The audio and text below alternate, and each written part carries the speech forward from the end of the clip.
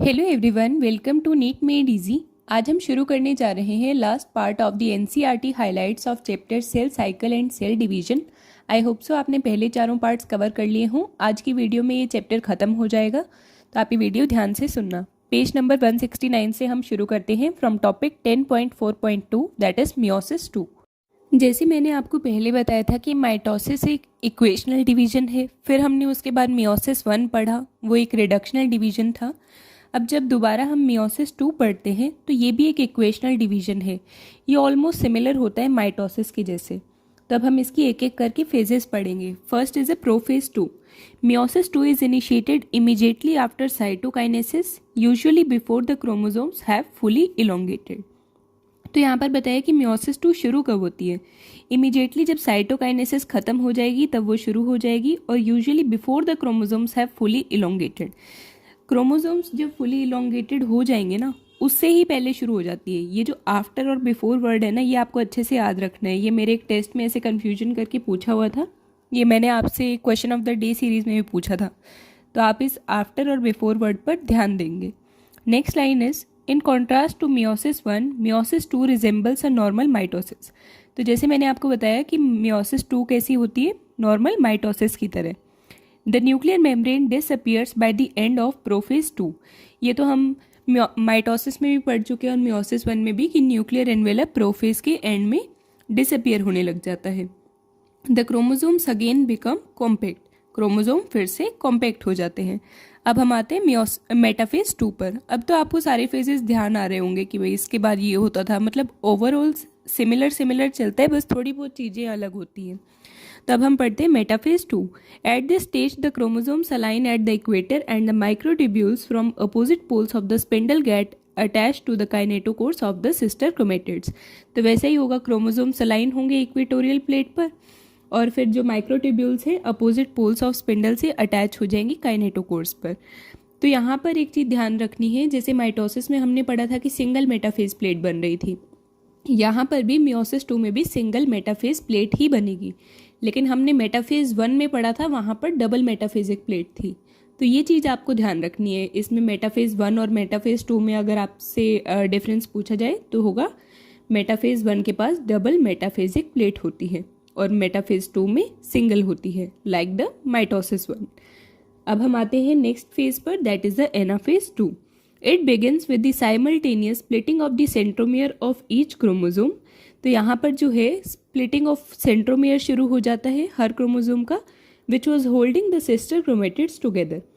जिसका काम क्या था सेंट्रोमियर का, कि वो सिस्टर क्रोमेटिड्स को होल्ड करके रखता था, allowing them to move towards opposite poles of the cell. फिर वो opposite poles of the cell की तरफ जाने लगते हैं by shortening of microtubules attach to the kinetochores. तो आपसे इसे पूछा जा सकता है कि जो माइक्रोट्यूब्यूल्स हैं वो एलोंगेट होती हैं या शॉर्टन होती हैं। तो आपको ध्यान रखना है वो शॉर्टन होती है। Next is the last phase, that is the telophase 2। Meiosis ends with the telophase 2। हमें पता है कि टेलोफेज तो हर किसी की लास्ट फेज होती है, तो मियोसिस भी खत्म होगा टेलोफेज 2 के साथ, in which the 2 groups of chromosomes one against get enclosed by a nuclear envelope. फिर से न्यूक्लियर एनवेलप आ जाएगी, सारी ऑर्गेनेलिज फिर से अपीयर होने लग जाएंगी। ये हम कई बार पढ़ चुके हैं, तो अब आपको याद हो गया होगा, आई होप सो। नेक्स्ट लाइन में लिखा हुआ है cytokinesis follows resulting in the formation of tetrad. फिर इसके बाद जब ये खत्म हो जाएगा टेलोफेज 2, तो फिर साइटोकाइनेसिस शुरू हो जाएगा फिर से, और वो टेट्राड की फॉर्मेशन करेगा, जिसको हम बोलेंगे that is 4 haploid daughter cells. हमने पढ़ा था ना पहले भी कि मियोसिस 2 के एंड में क्या बनती है, 4 हैप्लॉइड डॉटर सेल्स। हैप्लॉइड होंगी, ये भी आपको ध्यान रखना है। और एक और चीज़, जैसे आपसे पूछा जाए कि मियोसिस का एंड कब होता है, तो टेलोफेज 1 नहीं आएगा, टेलोफेज 2 आएगा। मियोसिस पूरा देखा जाएगा, मियोसिस 1 देन मियोसिस 2, और मियोसिस 2 की कौन सी लास्ट फेज थी, टेलोफेज 2। तो टेलोफेज 2 पर मियोसिस का एंड होगा। अब हम पढ़ते हैं सिग्निफिकेंस ऑफ मियोसिस।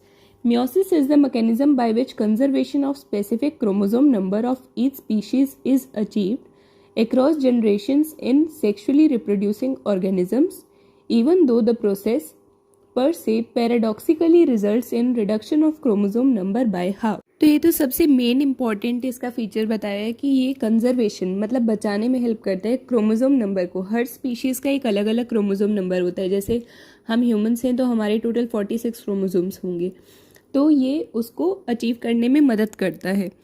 कैसे मदद करेगा? क्योंकि ये रिडक्शन ऑफ क्रोमोसोम नंबर करता है बाय हाफ। जैसे हमारे क्रोमोसोम्स हैं टोटल 36 हैं, तो जब गैमीट्स बनेंगे तो उसमें 46 की जगह 23 हो जाएगा।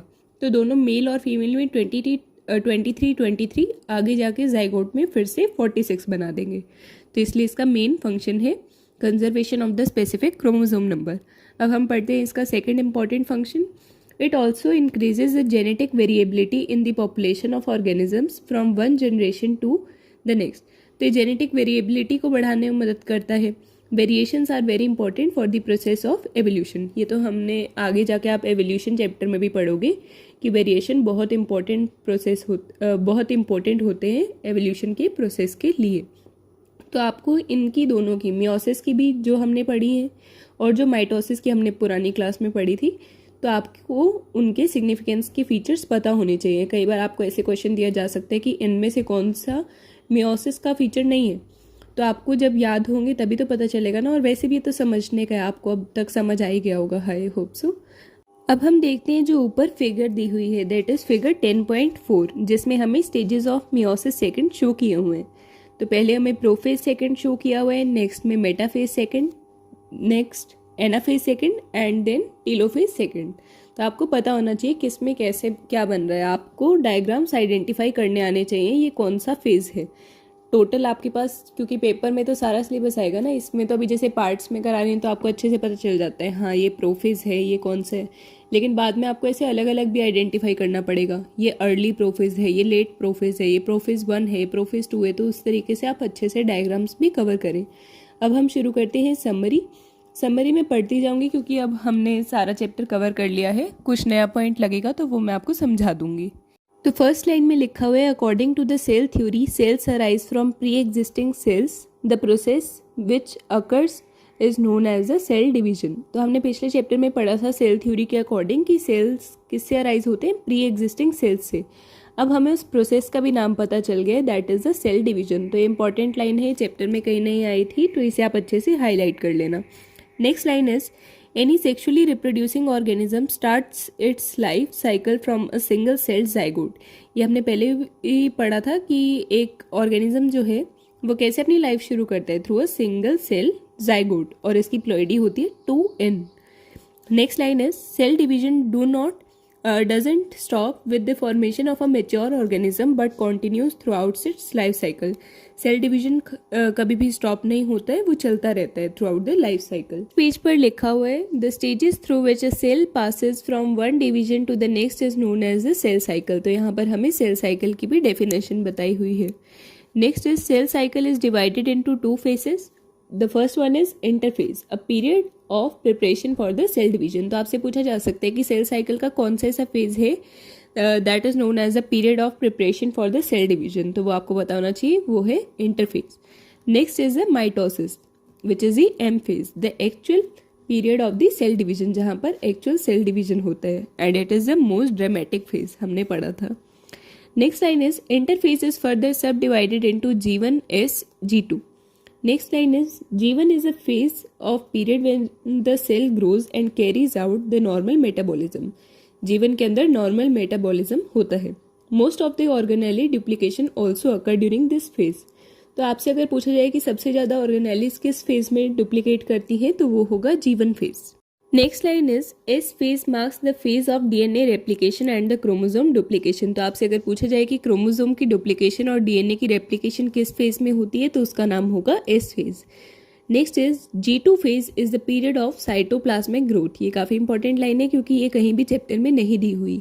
अगर आपसे पूछा जाए which phase is known as the period of cytoplasmic growth, तो उसका आंसर होगा G2 phase. Next line is, mitosis is also divided into 4 stages, namely prophase, metaphase, anaphase, telophase. ये हमने ऐसे याद रखा था, PMAT। Next line is, chromosome condensation occurs during prophase. ये तो हम बहुत बार पढ़ चुके हैं। Simultaneously the centrioles move towards the opposite poles the nuclear envelope and the nucleolus disappear and the spindle fibres start appearing. तो अगर आपसे पूछा जाए कि स्पिंडल फाइबर्स कब अपीयर होना शुरू होते हैं तो उसका आंसर होगा प्रोफेज। इसे भी आप हाईलाइट कर लीजिए क्योंकि ये चैप्टर में कहीं नहीं दिया हुआ। Next is metaphase is marked by the alignment of chromosomes on the equatorial plate. During anaphase the centromeres divide and the chromatid starts moving towards the two opposite poles. Once the chromatids reach the two poles, the chromosomal elongation starts. Nucleolus and the nuclear membrane reappear. ये कब होता है? Telophase के अंदर. Nuclear division is then followed by the cytoplasmic division and is known as the cytokinesis. तो पहले nuclear division होता है जिसे हम कैरियोकाइनेसिस बोलते हैं और इसके बाद साइटोप्लाज्म का डिवीजन होता है जिसे हम क्या बोलते हैं? That is known as cytokinesis. Next line is mitosis thus is the equational division in which the chromosome number of the parent is conserved in the daughter cell. तो माइटोसिस इक्वेशनल डिवीजन होता है जिसके अंदर chromosome number conserve होता है. ये हमने अभी सिग्निफिकेंस में पढ़ा था. Next line is in contrast to mitosis meiosis occurs in diploid cell. ये हमने पहले ही पढ़ चुके हैं कि मियोसिस जो है वो डिप्लॉइड सेल्स के अंदर होता है which are destined to form the gametes. तो अगर आपसे पूछा जाए कि कौन destined to form the gametes होते हैं तो meiocytes which are the diploid cells. It is known as a reduction division since it reduces the chromosome number by half while making the gametes. In sexual reproduction, when the two gametes fuse, the chromosome number is restored to the value in the parent. ये मैंने जैसे आपको 46 chromosomes वाला example बताया था वही लिखा हुआ है यहाँ पर वर्ड्स में. Meiosis is divided into two phases, meiosis 1 and meiosis 2. In the first meiotic division, the homologous chromosome pair to form the bivalents, which is also known as the tetrad, and undergo crossing over.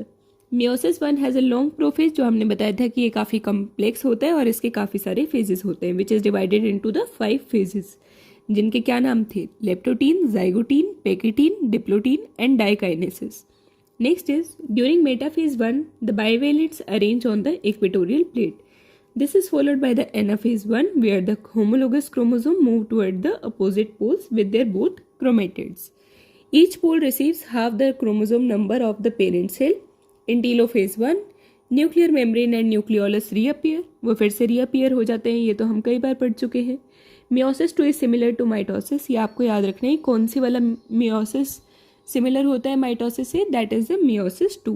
During anaphase 2 the sister chromatid separate, thus at the end of meiosis 4 haploid cells are formed. जैसा कि हमने पता था कि meiosis के and पर 4 haploid sales बनेंगे. तो ये चैप्टर होता है फाइनली ख़त्म. आई होप सो आपको अच्छे से पूरा चैप्टर समझ आ गया हो, लेकिन फिर भी एक प्रॉपर अपने कोचिंग के टीचर की मतलब मेन लेक्चर वीडियोस भी आप इस चैप्टर की ज़रूर कवर करना. जैसा कि मैंने बताया था कि ये मस्ट अटेंड लेक्चर्स वाले चैप्टर में इंक्लूड होता है. और अब हम नेक्स्ट चैप्टर शुरू करेंगे breathing and exchange of gases from 7 जुलाई. तो आप ये सारी वीडियोस कंप्लीट कर लेना, PYQs कर लेना और NCERT अच्छे से पढ़ लेना.